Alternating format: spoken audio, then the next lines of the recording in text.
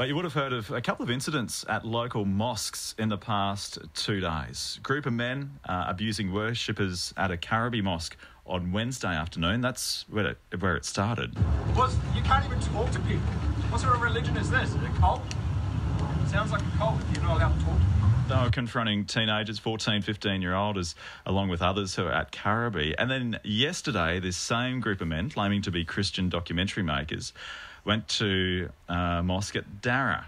I'm trying to talk to you in a nice manner. Why are you responding in such an aggressive manner? Because I hate the religion of Islam. I don't hate Muslims, I hate the religion. So why did you abuse a 15-year-old Muslim kid? We didn't abuse him. How did we? You call him a sissy. Oh, is that abusive? Of course it is. You come to his place of worship uninvited. Nobody invited you to come here. Yeah. You didn't make an appointment to go to Karabi Mosque. You turn up with 4 blogs. And you confront a 15-year-old kid and a 65-year-old man? It was quite the confrontation. Police were called.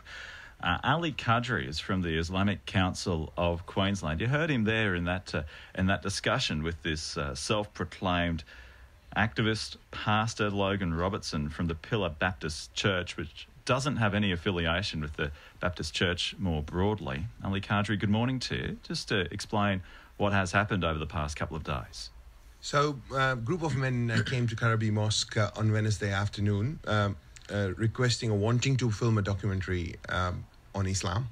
When they were denied permission, they started hurling abuse at the imam and at the congregation and people who were present there, including 2 young men who were there at the time. And they were quite intimidating and threatening. They used profanities and language which nobody should hear, let alone young teenagers. Well, 2 of those teenagers are with us this morning as well, Ali and Mustafa. Ali, what did the men say? So he threatened me. He said, "You're a terrorist. That mosque should be burned down. You shouldn't be here. Abusing Islam, abusing the Prophet." How did that make you feel? I was threatened. I felt bad, stressed, and I never expected that thing to happen here. Did you feel safe? Not really, no. And this is in your place of worship, in your local mosque? Yes, I didn't feel safe. Because he was approaching me, if he wanted to fight. Yeah, so I kept away from him. Mustafa, where were you at this time? I was in the mosque. I was with Ali, and that man came up. As Ali said, he was threatening us, swearing, abusing our religion. He called us some bad words, and he wanted us to reply and start a fight with him.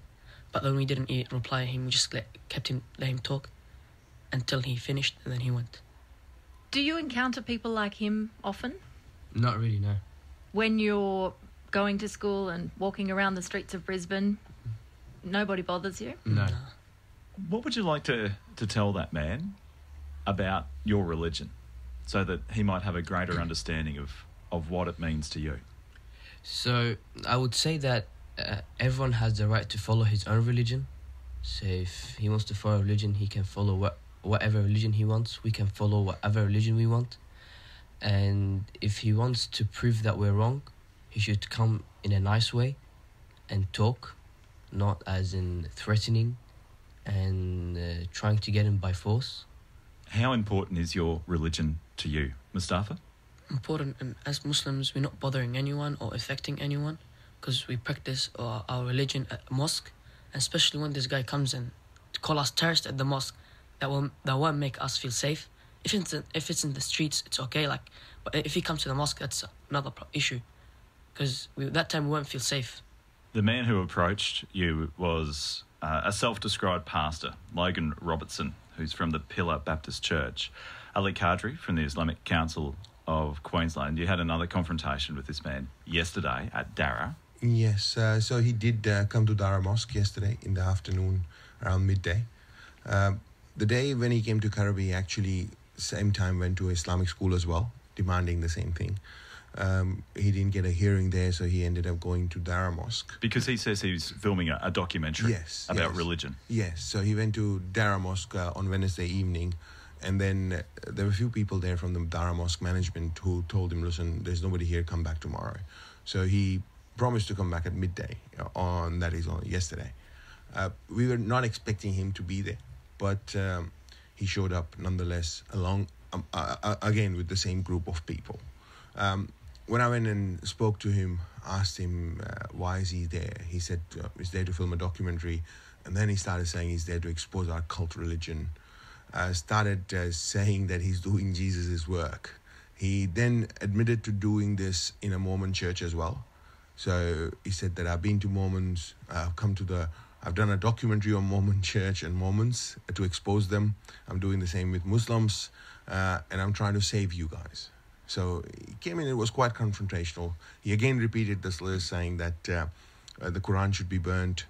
And he denied the fact that he called these young men terrorists when he went to Kadri Mosque. He said, no, I did not do so. I did not do any such thing. Police were called yesterday. Yes. They asked him to leave and then later on confiscated him and the others in his party. They confiscated their filming equipment. You had what was labelled a crisis or emergency meeting of the Islamic Council of Queensland last night. What was discussed? So, most importantly, the safety of the community. I mean, this is our place of worship where children, women go and wish to pray in safety.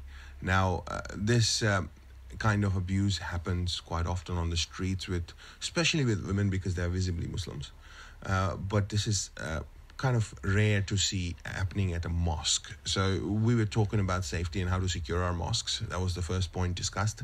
The other point we had a discussion on as a community is the need for stricter laws. Now, New South Wales has passed some stricter laws when it comes to hate crime. But Queensland laws, we think, are not adequate in dealing with these kind of things. And the reason I'm saying this is because the laws are designed to be a deterrent for people who want to take actions like this. And so far, we never had any strict action taken against anyone. And hence, nobody's getting deterred from doing this. In fact, they're getting emboldened. Why would we need specific laws about this? Shouldn't Australians be able to have freedom of religion? Absolutely. I mean, look, freedom of religion is one thing. Freedom of criticism of religion is another.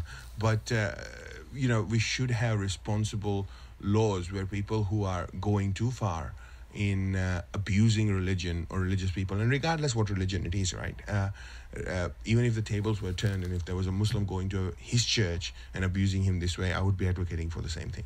Are you an open book? And is the Islamic community in Brisbane an open book? If someone is questioning your religion and your practices, are you willing to engage in that conversation? Oh yeah, absolutely. We have, we've done numerous open days in the mosque. Not only that, we had cameras in the mosque for a year filming a documentary, and the camera crew, who none of them were Muslims, were inside our mosques, inside our houses, and they were there objectively trying to record what is going on. We are open anytime to anyone.